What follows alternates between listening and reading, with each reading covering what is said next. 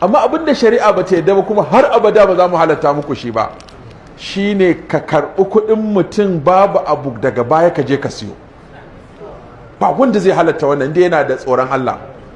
Bai'u ma laysa indaka ala an yakuna indaka halan. Ka siyar da abu, zo in ce maka, in sa maka wannan a shafi na, ina da kofi wannan kalar 500 kuma babu hoto kawai na gani ɗauka. Zo ne ce malam ina son 5, wani ce ina son 10, wani ce ina son 20, sai in ce to ga akawun ku tura, sai kun tura ni kuma barbaro sai tafi kasuwa. Ya kofunan nan na siyar na karɓi kuɗi sai kuma in tafi nema, to sai aka yi rashin sa'a shi wani ya ji ya siye, ni kuma nan na siyan muku. Sai da ji aka ce ai kofunan nan babu, yanzu dole na buƙaci sai na muku ƙarya tunda na ce muku ina da shi kun ban kuɗi kuma na tafi siyowa babu, kun ga dole in muku ƙarya in ce wallahi in fara shafa ƙiya cewa wallahi ban san ashe abin nan, kai ka san ƙaryar da za ka yi. Kun ji ɗaya?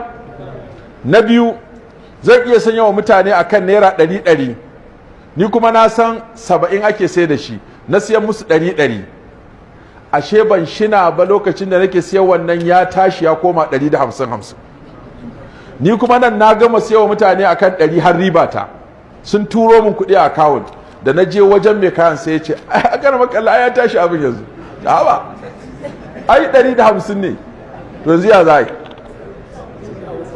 Kaga anan a shari'ance dole ne in nemo 50 in cika in siyo a 150 din nan, kuma su in siyan musu 100 din nan, domin a haka muka yi ciniki.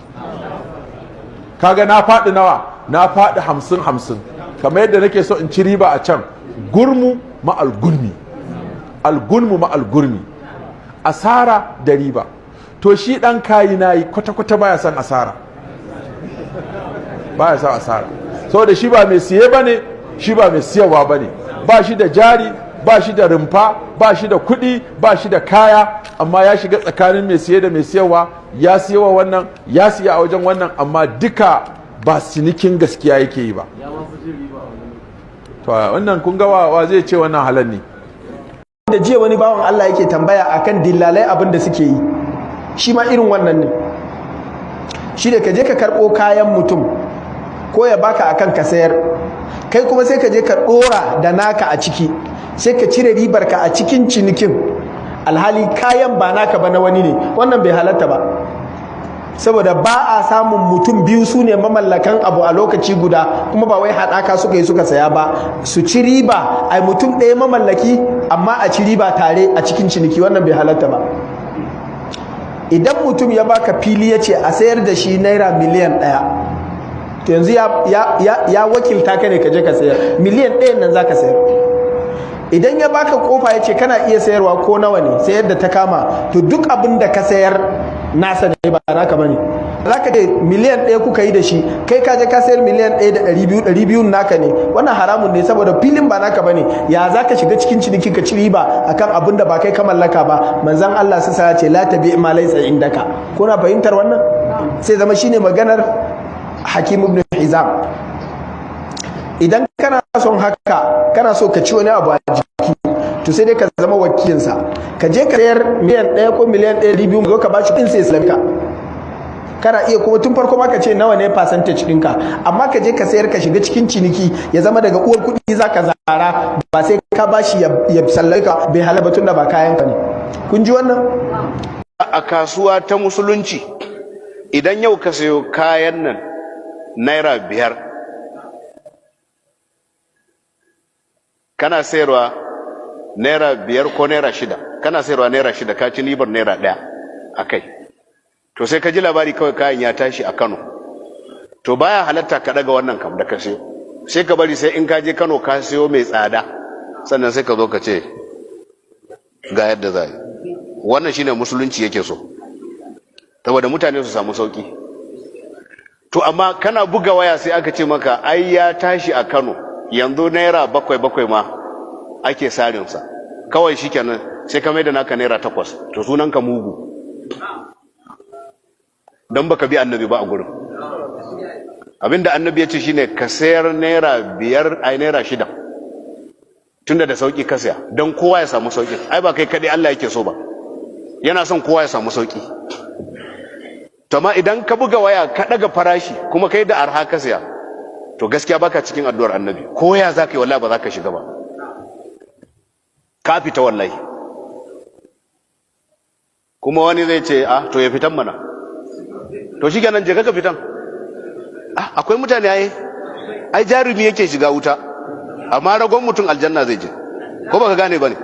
Ba rago na neman duniya ba, rago na ba zai iya saba ma Allah ba. Amma duk wanda kaga ya tsaya yana saba ma Allah jarumi ne, zai iya daukan azaba. Zaka iya daukan azaba, shi yasa kaga ya kamata ka saba ma ubangiji, ka karya dokokinsa. Amma ragon mutum bai yi laifi ba ma zuwa yake yana cewa astaghfirullah, Allah ka gafarta mu, Allah ka gafarta mu, yana ma zubar da hawaye. Shikenan Allah ce je ka, tunda Allah yi ka mai rauni baka iya daukan azaba, je ka cikin aljanna. Wannan kuma sai a ce masa kar ka yi, ya ce za mu gwada, saboda shi jarumi ne.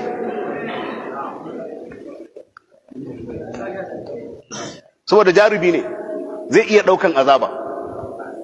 Don haka dole ya zamanto 'yan kasuwa su fahimta abinda Allah yake nema a gurin su yi.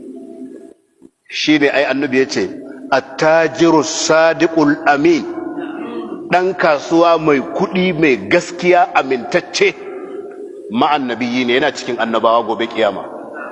Bara ka so ka zama haka ba? Ya kamata ka zamanto haka. To amma sai ka zamanto ba haka ba, kai ta yin abin da ba shi kenan ba.